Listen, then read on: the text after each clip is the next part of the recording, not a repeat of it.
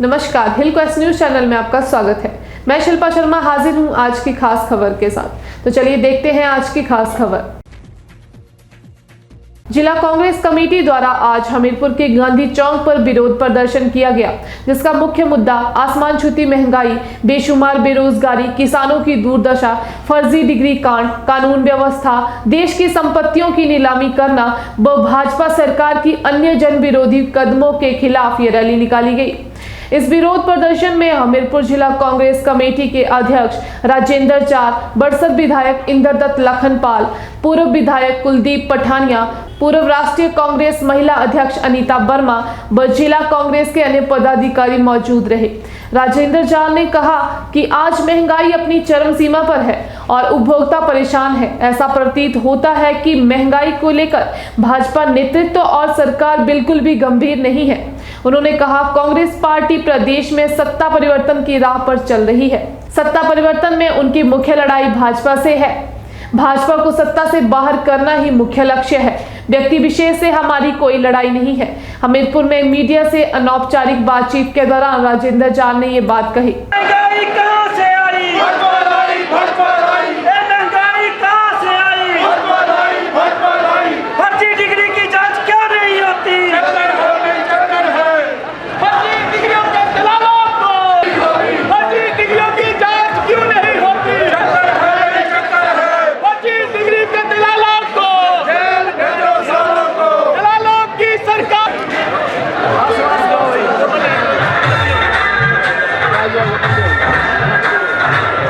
Congress party ये महंगाई कहां से आई? ये महंगाई कहां से आई? भाजपा की सरकार को,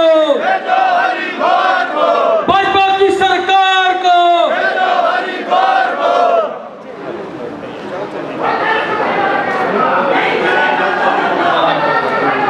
तख्त बदल दो, ताज बदल दो, तख्त बदल दो, ताज बदल दो। जयराम सरकार हो बर्बाद, भाजपा की सरकार हो बर्बाद। मोदी साहब भाई भाई, ये फर्जी डिग्रियों की जांच क्यों नहीं होती? ये मानव भारती की जांच क्यों नहीं होती? ये फर्जी डिग्री बेचने वाली सरकार की जांच क्यों नहीं होती? भारतीय जनता पार्टी मुर्दाबाद, भारतीय जनता पार्टी मुर्दाबाद। कांग्रेस पार्टी ये महंगाई कहां से आई? निकलो बाहर दुकानों। उपस्थित साथियों, आप सबका धन्यवाद। आपने इस रैली में भाग लिया।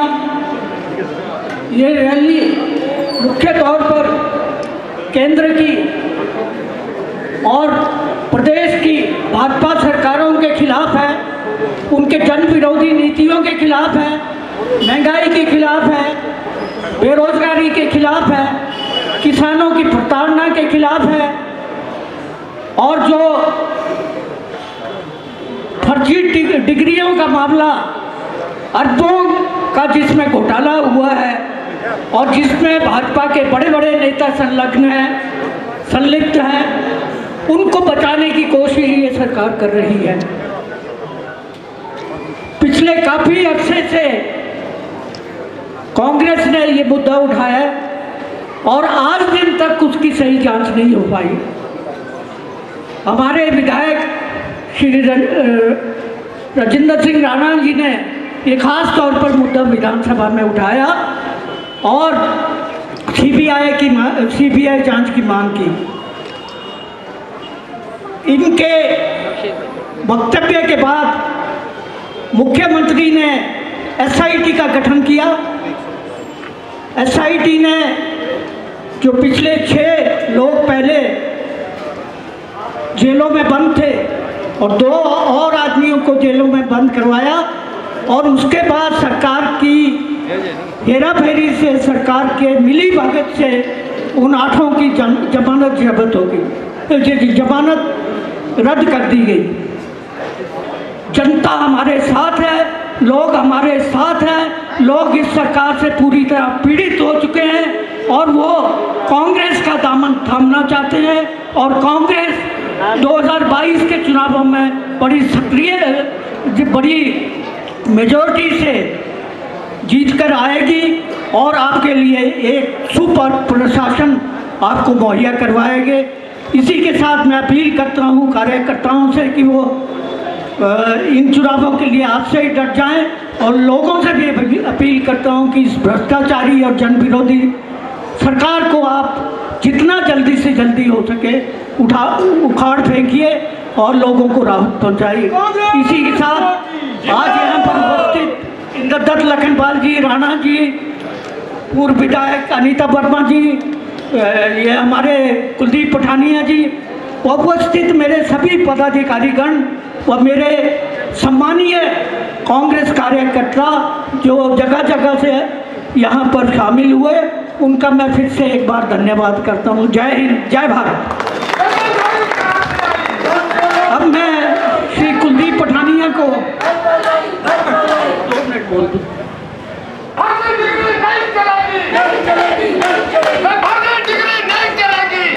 मंच पे आए हुए कांग्रेस के आदरणीय नेतागण, जिलाध्यक्ष श्री जितेंद्र दास जी, सुजानपुर के विधायक श्री जितेंद्र राणा जी, हमारे पूर्व में CPS रहे हैं और वर्तमान में 2 बार के विधायक श्री इंद्रदत्त लखनपाल जी, अनीता वर्मा जी, प्रेम कौशल जी, कमल पठानिया जी, बबलू जी और समस्त वहाँ पूर्व में जिन्होंने चुनाव लड़ा, रमेश डोगरा जी, और यहाँ पे आए हुए सारे जिला के पदाधिकारीगण, कार्यकर्तागण। आज जो हमारा ये रैली आई है, ये हमने पिछले दिनों में इसको करना था लेकिन वो किसी वजह नहीं हो सकी। आज आप सबने सहयोग दिया है और जो इस रैली का जो हमारा मकसद है वो साथियों, जो देश और प्रदेश में सरकार है, इस सरकार ने जो लोगों के साथ वायदे किए थे, लोगों के साथ जो सबक भाग दिखाए थे, लोगों को रोजगार देने की बात की थी, रोजगार को 15 लाख देने की बात की थी, वो बातें तो कोई नहीं हुई। उल्टा लोगों की जेब से पैसे निकाल के और जो बड़े बड़े उद्योगपति हैं उनको बांटने जा रहे हैं। हमने कहा दिखा कि जो हमारी टेलीफोन की जो कंपनियां थी, उनका हजारों करोड़ का जो लेन देन था सरकार के लिए, कल सरकार ने उसको भी पास करके उनको 4 साल का समय दे दिया। और हम गरीब आदमी, किसान आदमी जो सड़कों पे बैठे हुए हैं कई दिनों से, महीनों से, आप लोग कई दिनों से इस बात का इंतजार कर रहे हैं कि महंगाई कम होगी, उनके लिए कोई सौगात नहीं है। ये सरकार अमीरों की है, पूंजीपतियों की है और गरीबों के जेब से निकालने का इसका प्रयास रहता है। तो मैं आज निवेदन करूंगा, कांग्रेस जन के लिए आज वक्त आ गया है, ये वो दौर आ गया है। जिस तरह ये सरकार देश में काम कर रही है वो दिन दूर नहीं, हम में से भी कोई दूसरा भगत सिंह और नेहरू जी और दूसरे आदमी निकलेंगे और इस सरकार को उखाड़ फेंकने का काम करेंगे। दोस्तों, ये जो वक्त है ये घर बैठने के लिए नहीं, सिर्फ नारे लगाने के लिए नहीं, रैली में आए तो नारे लगा दिए, सिर्फ इसलिए है अब आपका वक्त ये कि पड़ोस में, घर में, गांव में, शहर में, पंचायत। हमीरपुर जिला के अध्यक्ष राजेंद्र जार जी, उनके साथ यहाँ पर आए हुए हमारे 2 बार MLA और CPS रहे इंद्रदत्त लखनपाल जी और राजेंद्र राणा जी जो MLA हैं सुजानपुर से, कुलदीप पठानिया जी जो यूथ के प्रेसिडेंट भी रहे हैं और ex-MLA, प्रेम कौशल जी, रामचंद्र पठानिया जी, ताराचंद जी और जगजीत जी, बबलू जी और सारे यहाँ पर जो आए हुए हमारे सारे कार्यकर्ता, मुझे ज़्यादा सुजानपुर के नज़र आ रहे हैं और दूसरे हमारे ब्लॉक्स के भी। आप सबका यहाँ पे स्वागत है क्योंकि आज की जो रैली है वो रोष रैली है।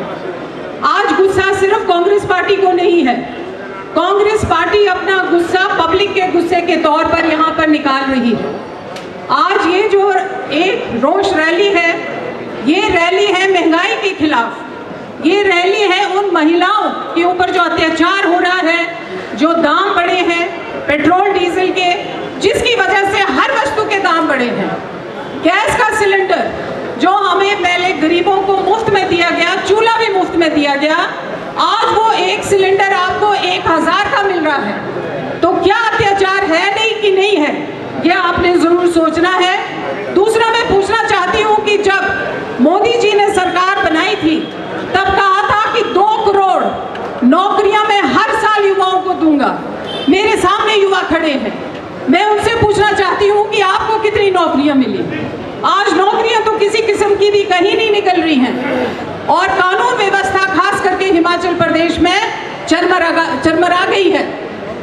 हमारे एक एक्स एमएलए सीपीएस जीवन पाल जी जो सुलह से लड़ते हैं, उनके ऊपर वार किया गया, पुलिस वहीं खड़ी थी, लेकिन उनके ऊपर वहीं पर कोई केस दर्ज नहीं किया गया और उसको किसी ना किसी तरीके से छोड़ दिया गया।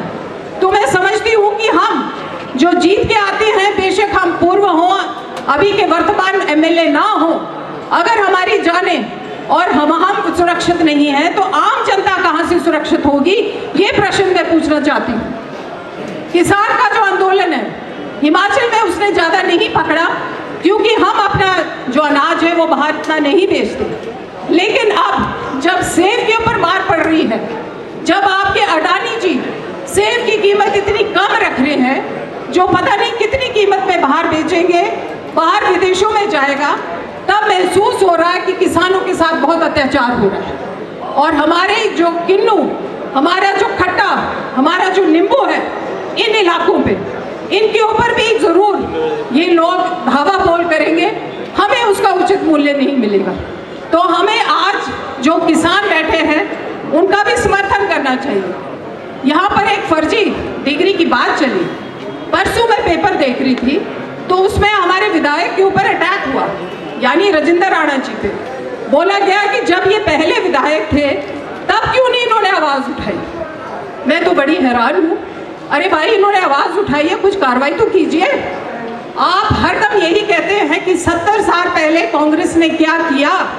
मैं तो कहती हूँ मोदी जी शुक्र है आप पैदा हो गए थे और आपने ये जो 7 साल में पूरे हिंदुस्तान को बना दिया, आपका बहुत बहुत शुक्रिया। नहीं तो हम तो सिर के ऊपर खास करके जो मेरे सैनिक हैं वो अपना ट्रक उठाकर होशियारपुर बस लेने जाते थे।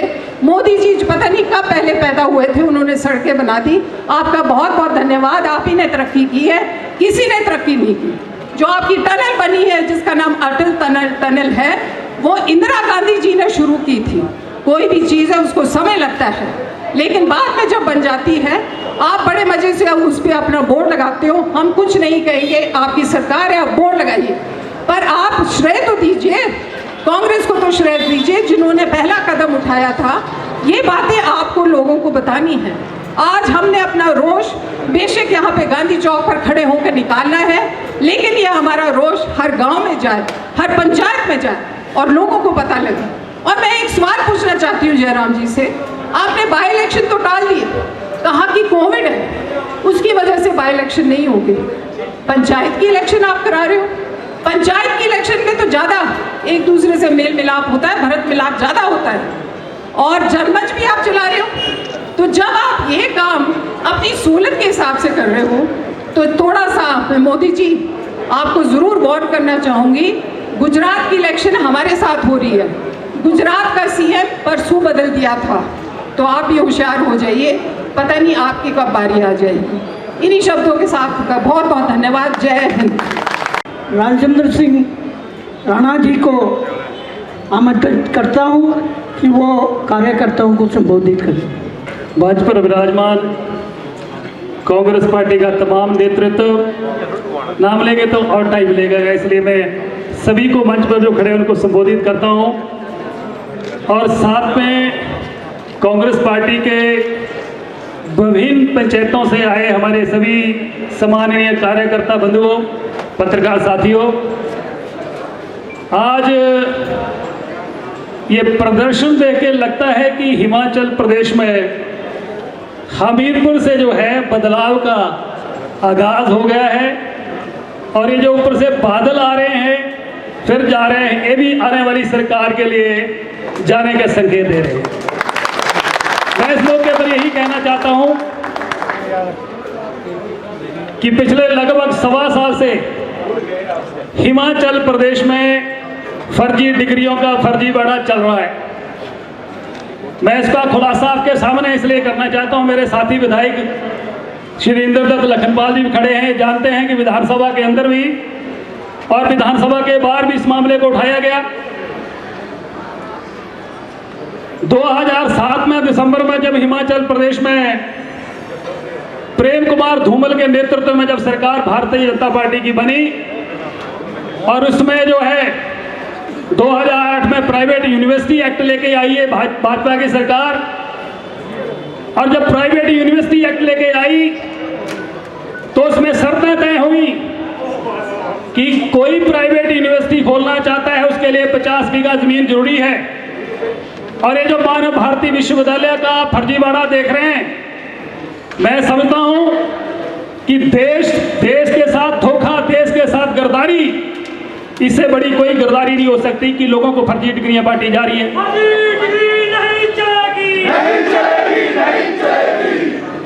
जब उस यूनिवर्सिटी के पास 30 बीघा जमीन थी, शर्तें 50 बीघा की थी, तो उसको इजाजत कैसे दे दी?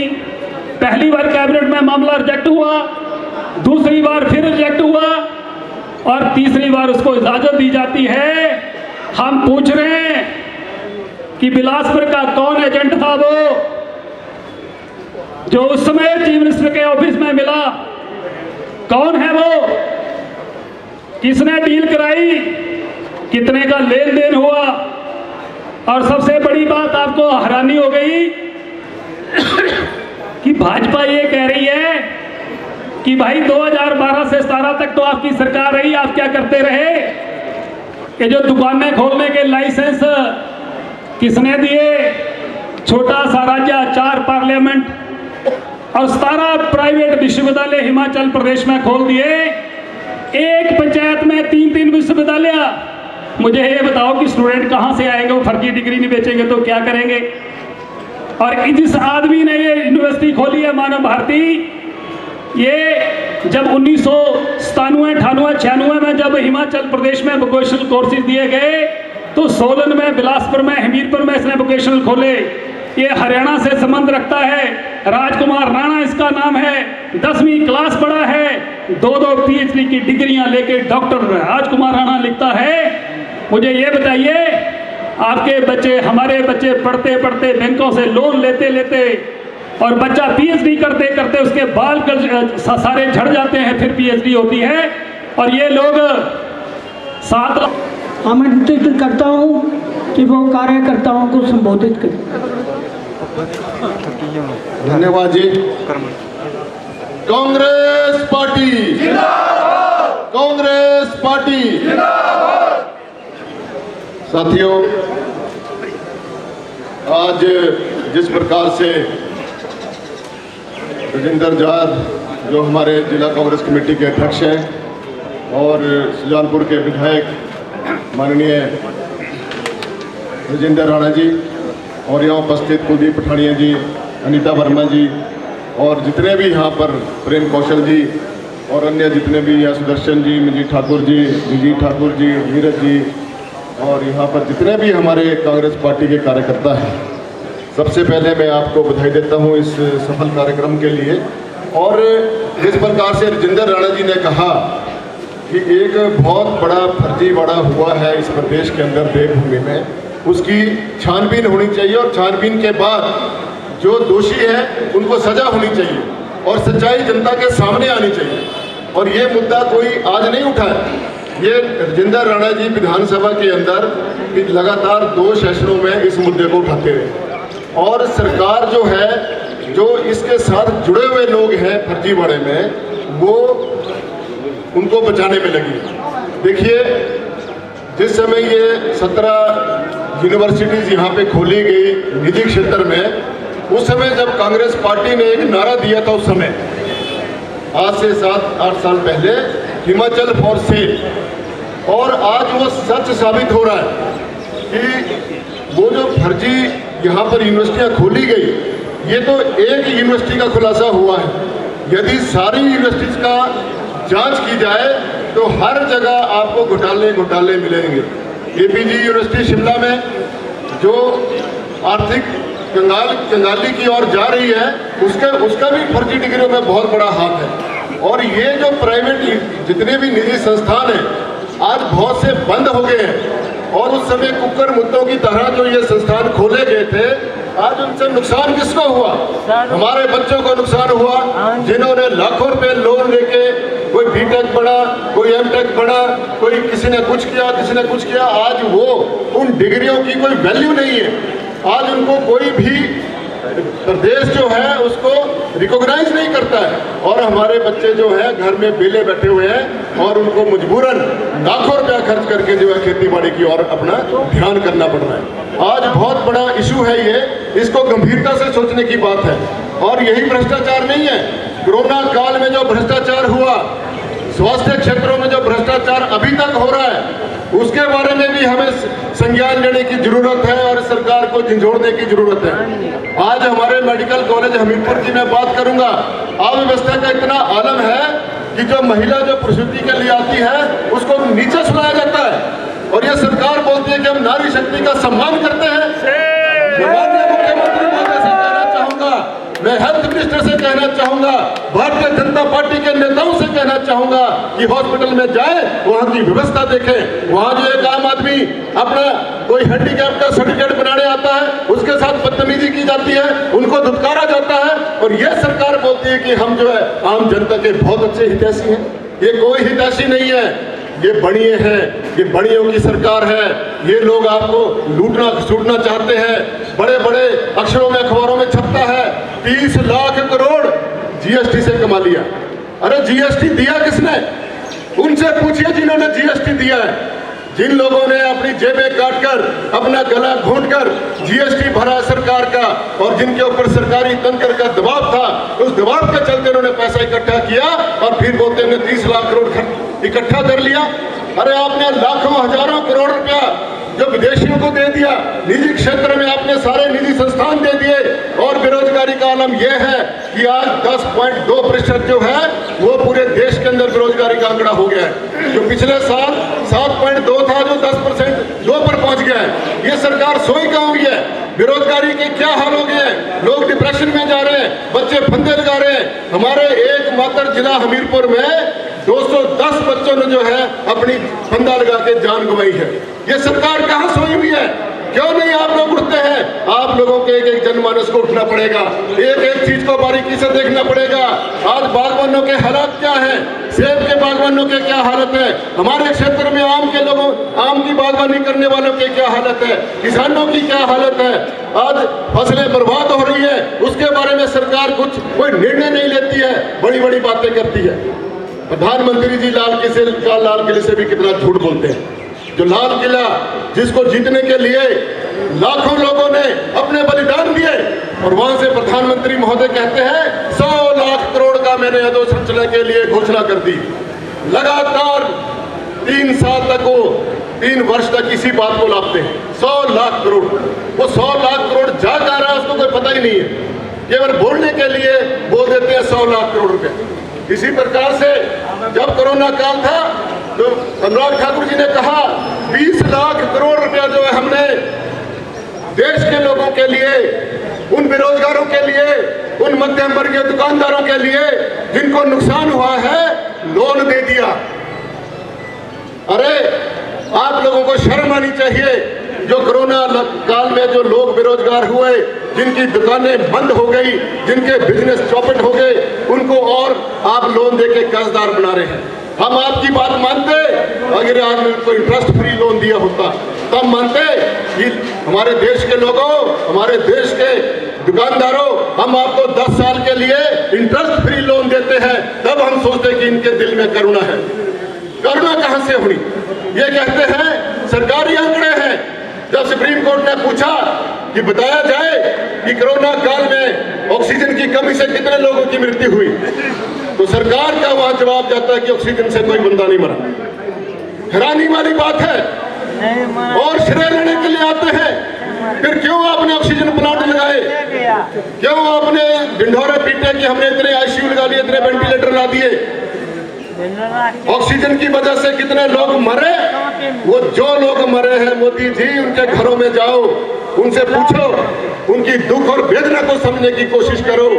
एक तरफ तो आप जब 2 वैक्सीनेशन हो जाती है तो मोदी जी का युक्त छपा हुआ फोटो साथ में आपको सर्टिफिकेट मिलता है, और जो कोरोना से व्यक्ति मरता है उसके सर्टिफिकेट में कोरोना से मरी हुई बीमारी का नाम तक नहीं लिखता है। मोदी जी, अगर आप लोग संवेदनशील हैं, लोगों के प्रति अगर आप लोग जवाबदेह हैं, तो छापिए अपनी फोटो, जो कोरोना से मृत्यु हुई है उस सर्टिफिकेट में अपनी फोटो छापे, तब हम आपको बोलेंगे आप बहुत महान व्यक्ति हैं। सुप्रीम कोर्ट बार बार बोल रहा है कि जो कोरोना से लोग मृत्यु हुई है उनको आप अनुदान दें, तो सरकार वहां पे हाथ खड़े।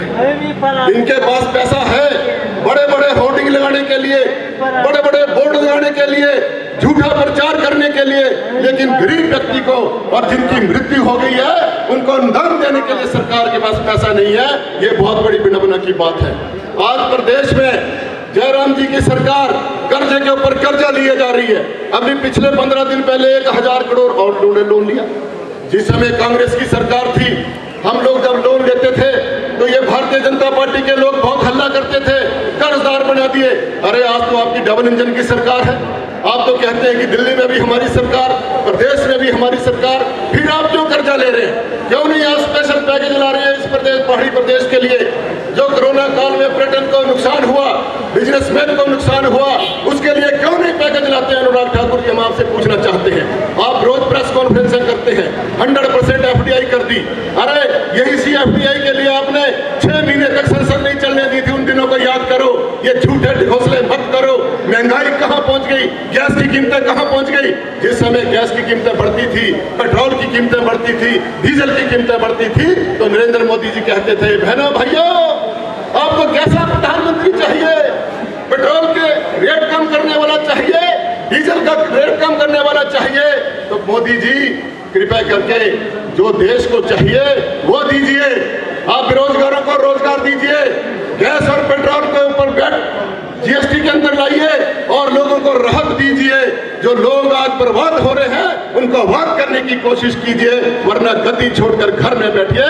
आप तो पहले भी कहते हैं हमारा क्या झोला उठाएंगे चल देंगे, आपको तो कुछ नहीं जाएगा। लेकिन जो करोड़ों लोग, लाखों लोग जो बेरोजगार हो गए हैं, जो मृत्यु के ग्रास में चले गए हैं, उनके बारे में सोचिए मोदी जी। तो यह मैं आपसे कहना चाहता हूं। साथियों, आज कांग्रेस पार्टी एक इस तरह की जो रैलियां पूरे प्रदेश के अंदर कर रही है, चाहे वो कुलदीप राठौर जी कर रहे हैं, चाहे वो मुकेश अग्निहोत्री जी कर रहे हैं, चाहे राजेंद्र राणा जी कर रहे हैं, चाहे राजेंद्र जार जी के नेतृत्व में जिला हमीरपुर में हो रहे हैं, पूरे प्रदेश के अंदर कांग्रेस पार्टी ने बिगुल बचाया है। और इस झूठी और निकम्मी सरकार को हमने बदलने की कसम खाई है। या गांधी चौक पे गांधी जी का आशीर्वाद लेके हम सब अपने अपने मैदानों में जोर आजमाइश लगाएंगे और इस सरकार। तो मैं शिल्पा शर्मा आपसे विदा लेती हूँ। धन्यवाद। देखते रहिए hill quest news channel. Like, share, subscribe करना ना भूलें।